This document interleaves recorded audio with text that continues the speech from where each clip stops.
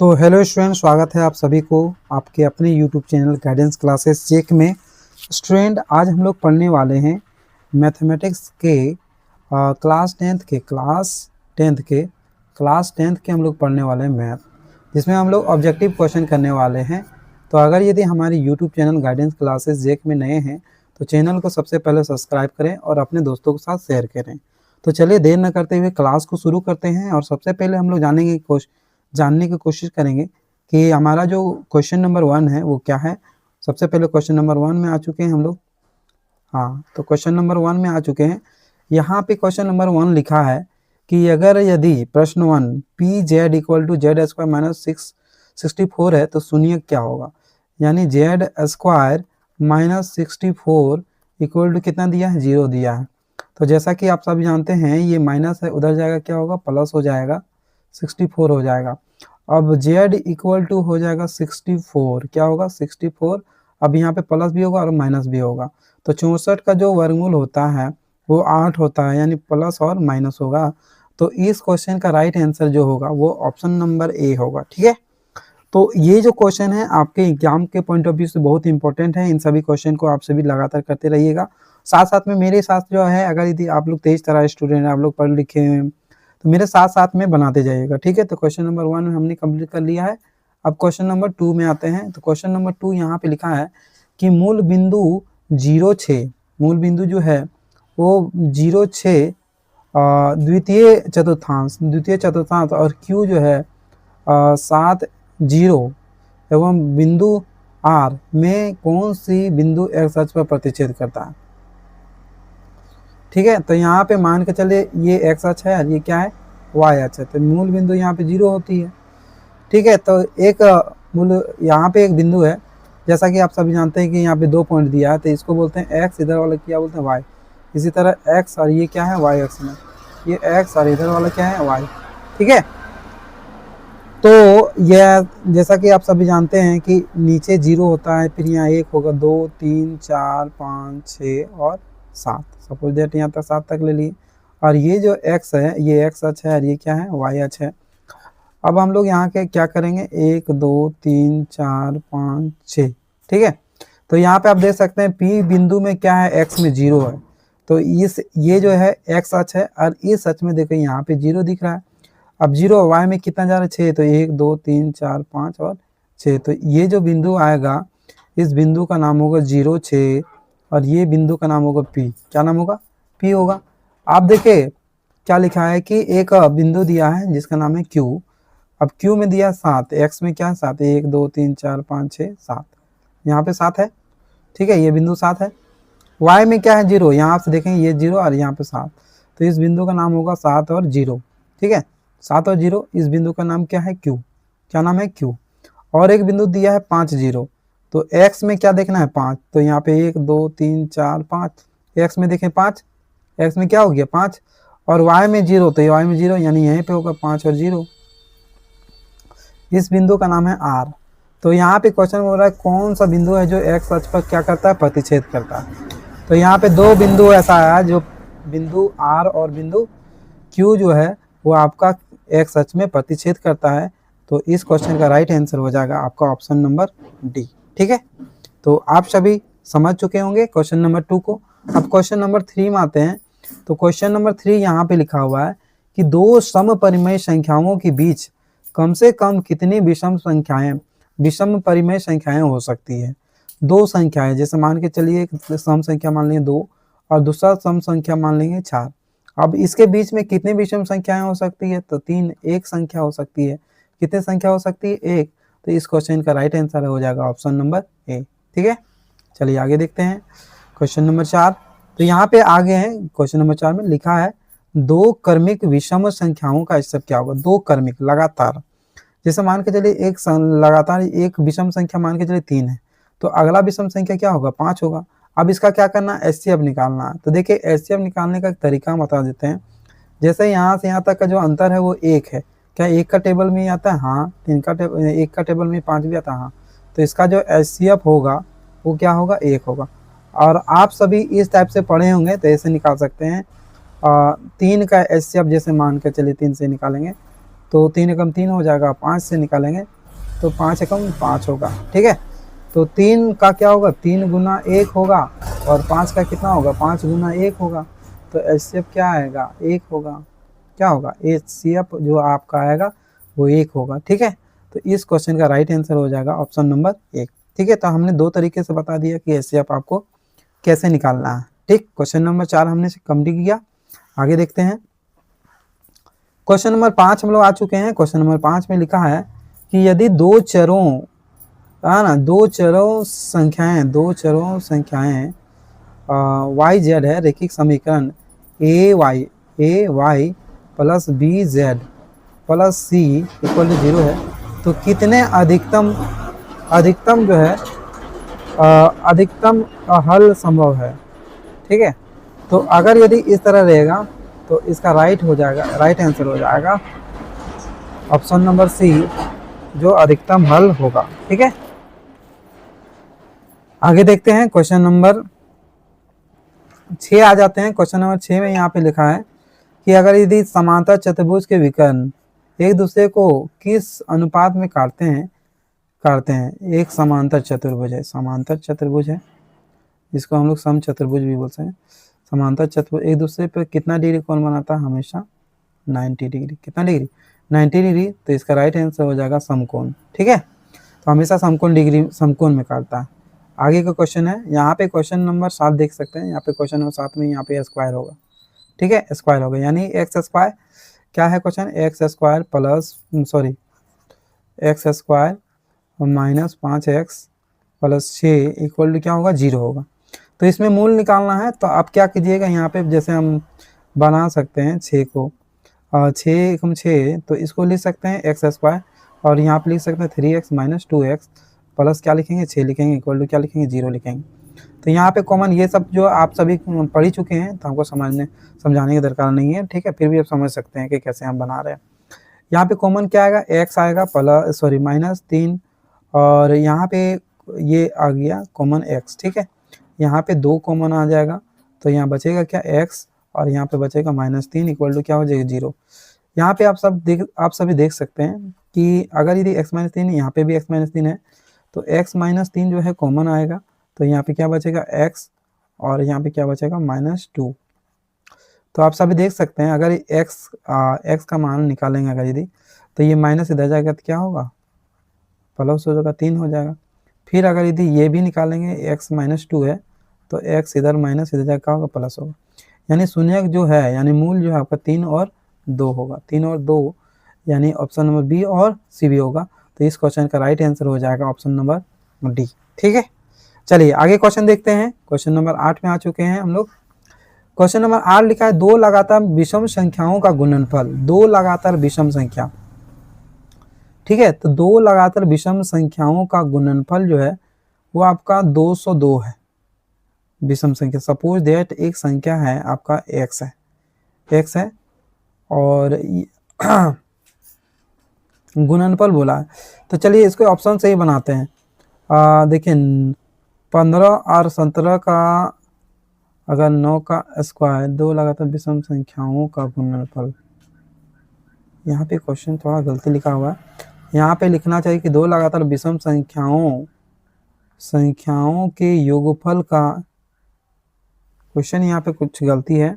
ठीक है, इस क्वेश्चन में थोड़ा बहुत गलती है, तो हमको देखना पड़ेगा कि क्वेश्चन में क्या गलती है। 2 लगातार एक मिनट देख लेते हैं हम क्वेश्चन में क्या गलती है। क्वेश्चन नंबर 8, तो यहाँ पे थोड़ा बहुत क्वेश्चन में गलती हो गया है। यहाँ लिखा 2 लगातार विषम धनात्मक, क्या लिखना चाहिए, धनात्मक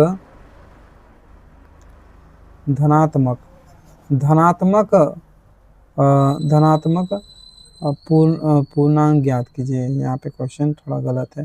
धनात्मक विषम संख्याओं का गुणनफल क्या होगा, जिनके वर्गों का योग दिया है, यानी x square plus y square equal to कितना आना चाहिए, 202 आना चाहिए। ठीक है, ये क्वेश्चन बोल रहा है कि अगर यदि 2 विषम संख्या और उसके वर्गों का योग जो है 202 है, तो वो दोनों संख्या क्या है, ये क्वेश्चन है। तो यहाँ पे मान के चलिए 15 का स्क्वायर कर दो, 225 तो ऐसे ही हो जाएगा। तो ये पहला वाला तो होगा नहीं। अब 9 का स्क्वायर देखते हैं, तो 9 का स्क्वायर प्लस 11 का स्क्वायर, तो 9 का स्क्वायर 81 हो जाएगा और 11 का 121 हो जाएगा। तो जोड़ देंगे तो 200 कितना होगा, 2 होगा। यानी राइट आंसर जो है इस क्वेश्चन का ऑप्शन नंबर बी होगा। ठीक है, चलिए आगे क्वेश्चन देखते हैं। क्वेश्चन नंबर 8 हो गया। अब क्वेश्चन नंबर 9 में आ गया।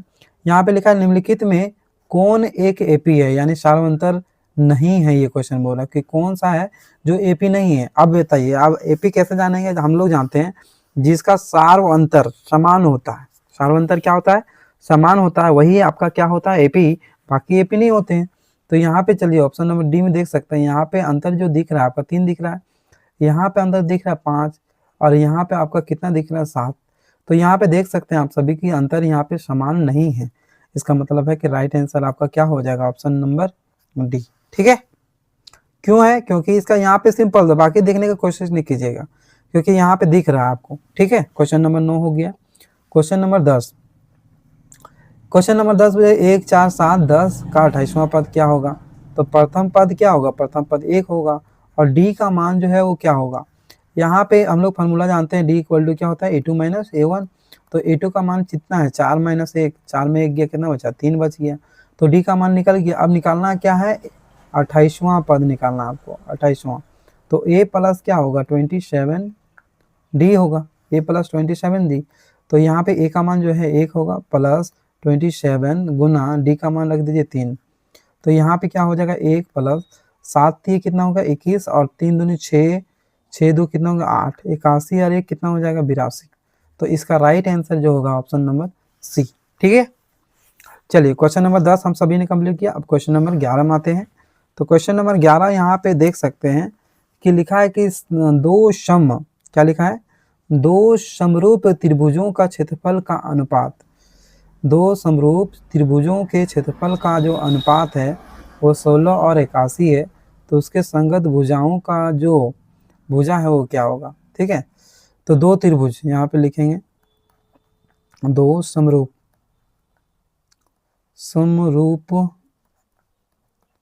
त्रिभुजों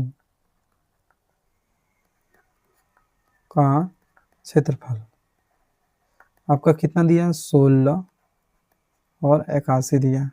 अब से भुजा का अनुपात निकालना है। भुजाओं का अनुपात निकालने के लिए क्या करना पड़ेगा, भुजाओं का अनुपात निकालने के लिए आपको कुछ नहीं करना है, 16 और यहाँ पे क्या करना है 81। तो 16 का वर्गमूल कितना होता है, 4 होता है, और 81 का 9 होता है, यानी आपका 4:9 होगा। ठीक है, तो इस क्वेश्चन का राइट आंसर हो जाएगा ऑप्शन नंबर सी। ठीक है, चलिए क्वेश्चन नंबर 11 हो चुका है। अब क्वेश्चन नंबर 12 में आ चुके हैं हम लोग। क्वेश्चन नंबर 12 क्वेश्चन देखते हैं। यहाँ पे क्या लिखा है कि एक सम चतुर्भुज के विकर्ण 12 और 16 है, तो उसके प्रत्येक भुजा की क्या होगा। देखिए, एक सम चतुर्भुज, सपोज दैट ये सम चतुर्भुज है जिसकी चारों भुजा क्या होती है, बराबर होती है, और ये आपका जो है विकर्ण। ठीक है, एक विकर्ण जो है आपका 12 है, 12। सपोज दैट ये ए है, यहाँ पे बी है, यहाँ सी है, और यहाँ पे क्या है डी, और यहाँ पे ओ मान लेते हैं। तो अगर यदि एक भुजा की लंबाई अगर 12 है तो यहाँ पे 6 होगा, तो यहाँ पे भी कितना होगा, 6 होगा, क्योंकि यहाँ विकर्ण की लंबाई 12 है तो 6 करके 12 होगा। अब दूसरा विकर्ण की लंबाई जो है 16 है, तो अगर यदि ये 8 होगा तो ये भी क्या होगा, 8 होगा। तो 8 8 कितना होगा, 16। अब हम लोग इस भुजा का जो लंबाई है निकल गया 6, और इस भुजा का लंबाई निकल गया 8। अब तीसरा भुजा क्या करना, निकालना है। अब हम लोग जानते हैं कि समचतुर्भुज में जो कोण बनता है, यहाँ पे कितना डिग्री कोण बनता है, 90 डिग्री। तो हम लोग जानते हैं कि ये जो भुजा है ये पाइथागोरस प्रमेय लग जाएगा। तो पाइथागोरस प्रमेय निकालने के लिए क्या लिखेंगे, AD का स्क्वायर, अब यहाँ पे लिखेंगे OA का स्क्वायर प्लस OD का स्क्वायर, तो यहाँ पे लिखेंगे 6 का स्क्वायर, और यहाँ पे क्या लिखेंगे 8 का स्क्वायर। तो 6 का स्क्वायर कितना होता है 36, और 8 का कितना होता है 64। तो 36 और 64 जोड़ देंगे तो 100 हो जाएगा। अब यहाँ पे AD का क्या निकल गया, स्क्वायर, तो स्क्वायर इधर जाएगा, तो AD इक्वल क्या हो जाएगा, √100, और 100 का वर्गमूल कितना हो जाएगा, 10 हो जाएगा। 10 सेंटीमीटर जो है इसका राइट आंसर हो जाएगा। अगर ये 10 सेंटीमीटर निकल के आ गया तो ये भी आपका 10 सेंटीमीटर, ये भी 10, और ये भी कितना होगा 10 सेंटीमीटर होगा। तो इस क्वेश्चन का राइट आंसर हो जाएगा ऑप्शन नंबर सी। चलिए आगे क्वेश्चन देखते हैं। क्वेश्चन नंबर 13 आ गए हैं हम लोग। क्वेश्चन नंबर 13 में देखते हैं, तो यहाँ पे लिखा है कि दो अक्षों के प्रतिच्छेद बिंदु को क्या कहते हैं। जैसे मान के चलिए ये एक्स अक्ष है, कौन सा अक्ष है, एक्स अक्ष है, ठीक है, ये एक्स अक्ष है, और ये वाला क्या बोलते हैं, वाई अक्ष। अब इसके प्रतिच्छेद बिंदु को क्या कहते हैं, यहाँ पे प्रतिच्छेद करते हैं तो इसको मूल बिंदु कहते हैं। क्या कहते हैं, मूल बिंदु, है ना। इसका राइट आंसर हो जाएगा मूल बिंदु, जो आपका यहाँ पे ऑप्शन नंबर बी है, मूल बिंदु कहा जाता है इसको, ठीक है। चलिए आगे क्वेश्चन देखते हैं। क्वेश्चन नंबर 14 आ गए हैं। यहाँ पे एक्स अक्ष में 8 इकाई है और वाई अक्ष पर बिंदु P स्थित है, तो बिंदु P के निर्देशांक क्या होंगे। देखिए ये एक एक्स अक्ष है, ये क्या है, एक्स अक्ष है, और वाई अक्ष से ये जो है इकाई जो है वो 8 है। सपोज दैट ये 8 है ना, 8 है। तो अगर ये 8 अक्ष है तो x का अक्ष पर बिंदु क्या होगा, x अक्ष पर, तो यहाँ पे 0 हो जाएगा, क्या होगा, 0। अगर 8 और यहाँ पे 0 है तो बिंदु P के निर्देशांक 8 0 हो जाएगा, जो आपका ऑप्शन नंबर ए में दिया हुआ है, ठीक है। बाकी सारे आंसर तो हो गए नहीं, क्योंकि यहाँ 5 यहाँ 5 यहाँ 5 दिया है, तो ये इन सारे का होगा ही नहीं, ऐसे आप डायरेक्ट आंसर कर सकते हैं, ठीक है। चलिए क्वेश्चन नंबर 14 हो चुका है। अब क्वेश्चन नंबर 15 में आ गए हम लोग। क्वेश्चन नंबर 15 यहाँ पे देख सकते हैं, लिखा है कि cos A इक्वल टू 3/5 है, यानी cos थीटा इक्वल टू क्या होता है, B/H होता है। तो sec थीटा इक्वल टू क्या होगा, sec A इक्वल टू क्या होगा। तो हम लोग जानते हैं cos जो होता है वो sec का क्या होता है, उल्टा होता है। तो अगर ये 3/5 है तो यहाँ पे जैसा जानते हैं कि B/H होता है, तो इसका H बटे क्या होता है, B होता है, तो इसका हो जाएगा 5/3। बस इसका क्या करना है, उल्टा कर देना है, तो इसका 5/3 हो जाएगा, जो आपका ऑप्शन नंबर सी में दिया हुआ है, ठीक है। तो क्वेश्चन नंबर 15 हमने देखा। अब आगे हम लोग देखते हैं। क्वेश्चन नंबर 16 आ चुके हैं। क्वेश्चन नंबर 16 यहाँ पे लिखा है कि सेक ए, क्या लिखा है, sec A plus 10a minus 1 minus 10a बराबर क्या होगा, ठीक है। तो यहाँ पे sec A plus 10a into 1 minus sine A, 1 minus sine A. तो सेक थीटा इक्वल टू क्या होता है, सेक किसका उल्टा होता है, कॉस का। तो 1 बटे हम लोग क्या ले सकते हैं, कॉस ए ले सकते हैं, प्लस 10 थीटा इक्वल टू क्या होता है, तो साइन थीटा यानी साइन ए बटे में कॉस ए हो जाएगा, और इंटू 1 माइनस क्या हो जाएगा, साइन ए हो जाएगा। आगे हम लोग देखते हैं, जब हम लोग इसका एलसीएम लेंगे तो क्या होगा, कॉस ए होगा, कॉस ए हो जाएगा, ठीक है, कॉस ए। अब यहाँ पे क्या होगा, 1 माइनस 1 प्लस साइन ए हो जाएगा। अब ब्रैकेट में यहाँ पे देख सकते हैं क्या होगा, 1 माइनस साइन ए, ठीक है। अब जैसा कि आप सभी जानते हैं, यहाँ पे हम लिख देते हैं 1 प्लस साइन ए और 1 माइनस साइन ए, यानी a plus B into A minus B बराबर क्या होता है, ए स्क्वायर। ए स्क्वायर का मतलब 1 का स्क्वायर 1 हो जाएगा, वो 1 का स्क्वायर माइनस साइन स्क्वायर, ए स्क्वायर माइनस बी स्क्वायर, यानी साइन का क्या होगा, स्क्वायर बटे साइन स्क्वायर ए बटे में क्या होगा, कॉस ए हो जाएगा। और जैसा कि आप सभी जानते हैं कि sine square theta plus cos square theta equal to क्या होता है, 1 होता है। तो cos square theta equal to क्या होगा, cos square theta equal to होता है 1 माइनस साइन स्क्वायर थीटा। तो यहाँ पे लिख सकते हैं कॉस स्क्वायर ए और बटे में क्या होगा, कॉस ए। तो यहाँ पे कॉस कट गया, यहाँ पे स्क्वायर 2 कट गया, तो क्या बच गया आपका, कॉस ए, ठीक है। तो इस क्वेश्चन का राइट आंसर हो जाएगा आपका ऑप्शन नंबर बी, ठीक। तो ये सारे क्वेश्चन जो है आप सभी को समझ में आ रहा होगा। अगर यदि आप सभी हमारे यूट्यूब चैनल पर नहीं हैं, चैनल को फिर एक बार बोलूँगा कि सब्सक्राइब करें, ठीक है, और अपने दोस्तों के साथ शेयर जरूर करें। चलिए आगे देखते हैं क्वेश्चन नंबर 17। क्वेश्चन नंबर 17 क्या है कि अगर यदि कॉट ए इक्वल टू 1 है तो ए का मान क्या होगा। तो जैसा कि आप सभी जानते हैं कि कॉट ए, अब बताइए कि एक जो है कॉट कितने डिग्री का मान होता है, तो यानी कॉट 45 डिग्री का, कितना डिग्री का, 45 डिग्री, तक कॉट कट गया, तो ए का मान जो आया 45 डिग्री आया। तो इसका राइट आंसर क्या हो जाएगा, ऑप्शन नंबर सी, ठीक है। तो क्वेश्चन नंबर 17 हम सभी ने कंप्लीट किया। अब आगे देखते हैं क्वेश्चन नंबर 18। यहाँ पे लिखा है कि एक सीधी रेखा खड़ी स्तंभ की छाया और उसकी ऊंचाई बराबर है। देखो एक खड़ी स्तंभ है और इसका छाया जो है दोनों बराबर। अगर दोनों बराबर रहेंगे, अगर यदि बराबर रहेगा ए बी सी, यहाँ पे 90 डिग्री रहेंगे, ठीक है। अगर यदि छाया और ये दोनों भुजा अगर यदि बराबर है तो यहाँ पे कितना डिग्री होगा, 45 डिग्री। कितना डिग्री होगा याद रखिएगा, अगर यदि दोनों भुजा अगर बराबर है तो ये आपका थीटा का जो मान होगा वो आपका 45 डिग्री होगा, ठीक है। क्यों होगा, सपोज दैट ये 4 है ये भी 4 है, तो 4 4 कट गया तो क्या बचा 1/1, और ये कितने डिग्री में होता है, 45 डिग्री का मान जो होता है वो 1 होता है। कितना होता है 1, तो 1/1 यानी पी का मान 1 और बी का मान भी क्या होगा 1, तो 1 मिल रहा है समान हो। तो इस क्वेश्चन का राइट आंसर जो है आपका ऑप्शन नंबर बी होगा 45 डिग्री। चलिए आगे क्वेश्चन देखते हैं। क्वेश्चन नंबर 19 आ चुके हैं। यहाँ पे लिखा है त्रिभुज के चारों कोनों का योग जो है कितने डिग्री होता है। त्रिभुज के चारों कोण यहाँ पे लिख दिए, यहाँ पे त्रिभुज की जगह चतुर्भुज होगा, ठीक है। क्या होगा चतुर्भुज। चतुर्भुज के चारों कोनों का योग, चतुर्भुज के चारों कोनों का जो योग होता है वो आपका कितना होता है 360 डिग्री। कितना होता है 360 डिग्री, जो आपका ऑप्शन नंबर बी में दिया हुआ है, ठीक है। चलिए आगे क्वेश्चन देखते हैं कि यहाँ पे लिखा है कि दशमिक संख्या है, एक संख्या है जो 111 है।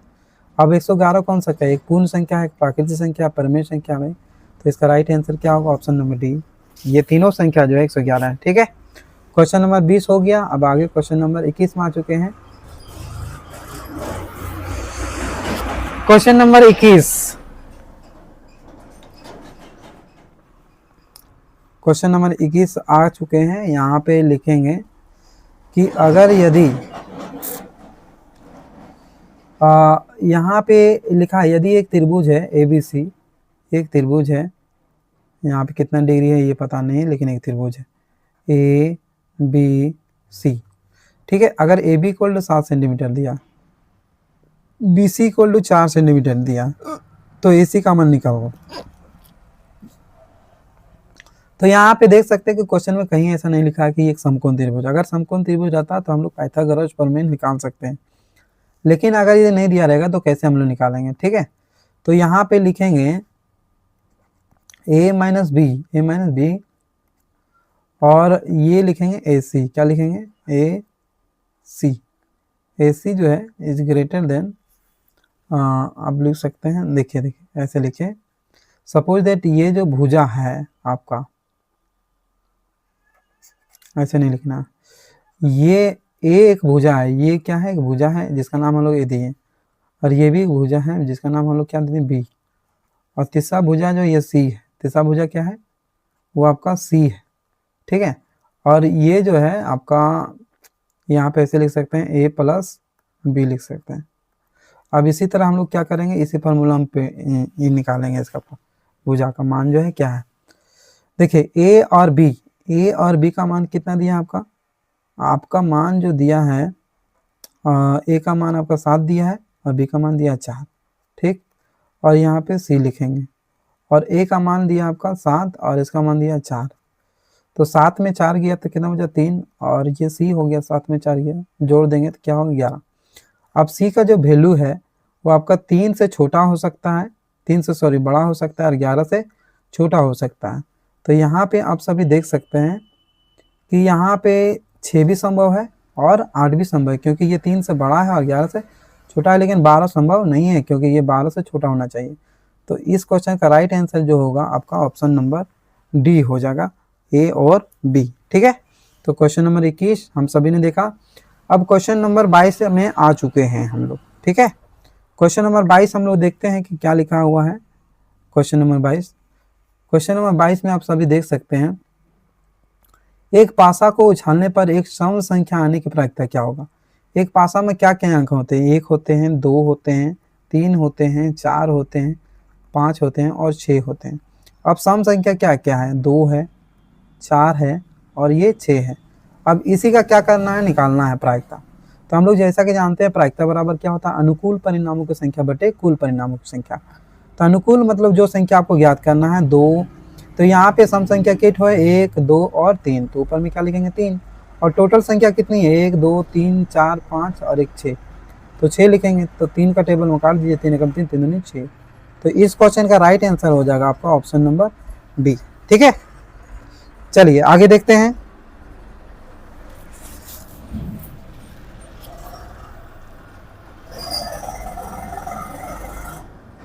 तो आप सभी देख सकते हैं कि क्वेश्चन नंबर हम लोग 23 में आ चुके हैं। यहाँ पे लिखा है निश्चित होने वाली घटना की प्रायिकता क्या होगा। ठीक है, निश्चित घटना आपको निकालना है, निश्चित होने वाली घटना। तो इसका राइट आंसर हो जाएगा ए। आप ये सब ये क्वेश्चन जो आप सभी जानते होंगे। चलिए आगे क्वेश्चन देखते हैं। क्वेश्चन नंबर 24 आगे हैं। एक पासा को उछाला जाता है और इसके 3 गुणक संख्या आने वाली संख्या आने की प्रायिकता क्या होगा। देखिए एक पासा संख्या क्या था, 1 2 3 4 5 और ये 6। अब यहाँ पे क्वेश्चन बोला, जैसा कि जानते हैं कि प्रायिकता बराबर क्या होता है, अनुकूल परिणामों की संख्या बटे कुल परिणामों की संख्या। तो यहाँ पे कुल संख्या कितना है, 6, तो यहाँ 6 लिख दीजिए। अब यहाँ बोले 3 का गुणक, तो 3 का टेबल में ये आता है और ये आता है, यानी गुणक 3 का गुणक 2 है, तो यहाँ पे 2 लिखेंगे। 2 3 कितना हो जाएगा, 6 हो जाएगा। तो इसका राइट आंसर हो जाएगा 1/3। ठीक है, जो आपको ऑप्शन नंबर बी में दिया है। आप सभी ने क्वेश्चन नंबर 24 को देखा। अब आगे देखते हैं, क्वेश्चन नंबर हम लोग 25 आ जाते हैं। क्वेश्चन नंबर 25 है कि यदि x + 3 3x 4x + 2 समांतर श्रेणी हो तो x का मान क्या होगा। अब सभी जानते हैं कि x + 3 3x और 4x + 2। ठीक है, अब यहाँ पे हम लोग मान पुट करके देखेंगे। अगर यदि सार्वंतर समान होगा तो वो आपका x का मान सही होगा, और अगर सार्वंतर समान नहीं हो तो वो AP नहीं कहलाएगा फिर।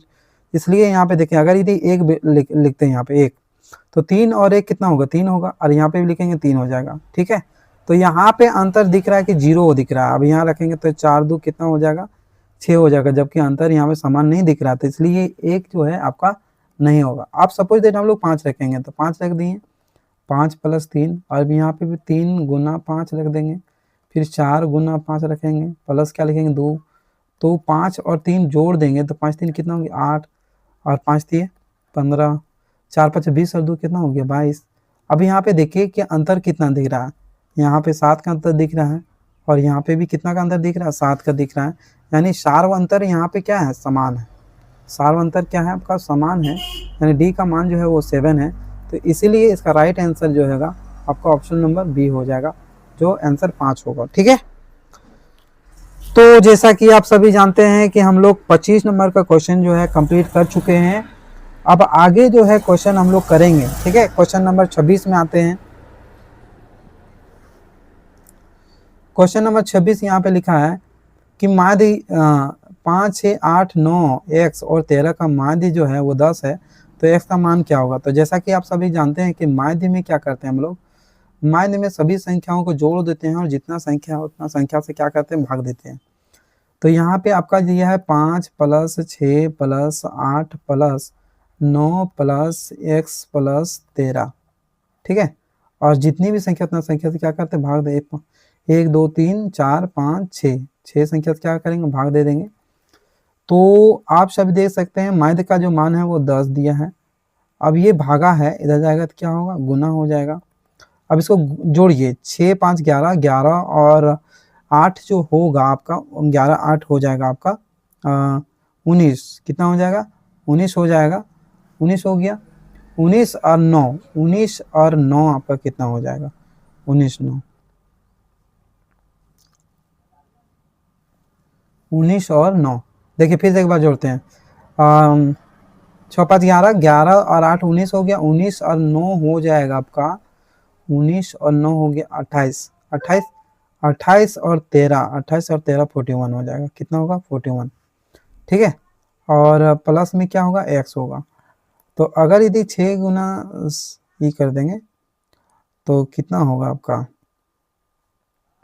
60 हो जाएगा। 60 अब प्लस इधर आएगा तो क्या होगा, माइनस हो जाएगा, और इधर बचेगा क्या, 1, प्लस था इधर आ गया माइनस, तो इसीलिए x का जो वैल्यू होगा वो आपका कितना हो जाएगा, 19 हो जाएगा। कितना होगा 19, जो आपका ऑप्शन नंबर बी में दिया है। ठीक है, चलिए आगे क्वेश्चन देखते हैं। क्वेश्चन नंबर 26 हो गया है। क्वेश्चन नंबर 27 में आते हैं। यहाँ पे लिखा है बहुलक क्या है। देखिए सबसे अधिक बार आने वाली संख्या को बहुलक बोलते हैं। तो यहाँ पे 2 कितनी बार दी, 1 बार, 2 बार, 3 बार, 4 बार और 5 बार, यानी सबसे अधिक बार आने वाली संख्या क्या है, 2 है, तो इसका बहुलक जो है वो 2 होगा। ठीक है, क्वेश्चन नंबर 27 आप सभी ने कंप्लीट किया। आगे देखते हैं क्वेश्चन नंबर 28 में आते हैं। ठीक है, क्वेश्चन नंबर 28 को देखते हैं। क्वेश्चन नंबर 28, यहाँ पे आपको माध्यिका निकालना है। तो हम लोग सबसे पहले क्या करेंगे, आरोही क्रम में सजाएंगे, यानी 7, 8, 9, 10, 11, 12 और क्या होगा, 15 होगा। तो देख सकते हैं यहाँ पे कितनी संख्या है, 1, 2, 3, 4, 5, 6, 7। अगर यदि माध्यक निकालना है तो सिंपल सा इसको क्या करना है, 3 संख्या इधर से हटा दीजिए, 3 संख्या इधर से हटा दीजिए, ये जो बीच की संख्या है यही आपका माध्यक हो जाएगा, जो आपका ऑप्शन नंबर ए में दिया हुआ है। ठीक है, चलिए क्वेश्चन नंबर 28 हो गया। अब क्वेश्चन नंबर 29 में आते हैं। क्वेश्चन नंबर 29 आप सभी देख सकते हैं क्या लिखा हुआ है कि यदि दो वृत्तों के केंद्र के मध्य दूरी और त्रिज्याओं के योग से अधिक हो तो उनके उभयनिष्ठ स्पर्श संख्या 2 वृत्त है। जैसे मान के चले 2 वृत्त है, यदि 2 वृत्त के केंद्रों के मध्य, ठीक है, केंद्रों के मध्य, 2 वृत्त के केंद्रों के मध्य, ठीक है, केंद्रों के मध्य जो स्पर्श रेखा, जैसे मान के चले यहाँ से एक रेखा जाएगी ऐसे और यहाँ पे भी एक रेखा जाएगी, तो स्पर्श रेखाएं कितनी हो सकती है, 2। और अगर इससे भी लेंगे तो यहाँ पे भी ऐसे जाएगा और यहाँ पे भी स्पर्श रेखा ऐसे, तो यहाँ पे 2 हो सकता है। तो इसका स्पर्श रेखा क्या हो जाएगा, 2 स्पर्श रेखाएं जो होगी वो उभयनिष्ठ स्पर्श रेखाएं 2 होगा। ठीक है, क्वेश्चन नंबर 29 हम सभी ने कंप्लीट किया। अब क्वेश्चन नंबर जो है 30 में आ जाते हैं। तो क्वेश्चन नंबर 30 जैसे ही आप सभी निकालेंगे तो यहाँ पे देख सकते हैं क्वेश्चन लिखा है कि 2 गोलों के आयतन का जो अनुपात है वो 64-27 है। क्या है, अनुपात है ना, गोलों के 2 गोलों के आयतन का अनुपात ये आपका दे दिया है 64:27 दिया है। ठीक है, अब इसका आयतन निकालेंगे, क्या करेंगे, आयतन। तो आयतन निकालेंगे, तो आयतन निकालने के लिए इसका जो है R1 और एक मान लेंगे R2 निकालेंगे। ठीक है, अब इसको क्या करेंगे, क्यूब कर देंगे, क्यूब रूट करेंगे तो 64/27 हो जाएगा। तो 64 किसका हो जाएगा, 4 4 16, 16 चौक 64 और ये 3 होगा, यानी R का जो मान होगा वो 4 होगा और R2 का मान होगा वो 3 होगा। तो R का मान निकल गया। अब उनके पृष्ठीय क्षेत्रफल का क्या करना है, अनुपात ही करना है। ठीक है, तो पृष्ठीय क्षेत्रफल निकालने के लिए क्या करेंगे, ठीक है, पृष्ठीय क्षेत्रफल निकालेंगे। तो पृष्ठीय क्षेत्रफल निकालने के लिए आपको क्या करना है, स्क्वायर कर देना है। 4 क्या लिखेंगे, 3, और इसको क्या करना है, स्क्वायर कर दीजिए। तो 4 का जो स्क्वायर है वो क्या होगा, 16 होगा, और 3 का जो स्क्वायर है वो 9 होगा, यानी 16:9 जो है ये आपका राइट आंसर हो जाएगा, जो आपका ऑप्शन नंबर सी में दिया हुआ है। ठीक है, तो चलिए, तो आज की क्लास में इतना ही। आप सभी को हमारा क्लास कैसा लगा आप हमें कमेंट बॉक्स पर ज़रूर बताएं। इसी तरह का वीडियो आप सभी के बीच हम लाते रहेंगे। अगर यदि अच्छा लगा होगा तो आप सभी अपने दोस्तों के साथ शेयर जरूर करें। ठीक है, bye, love you all, take care, bye bye.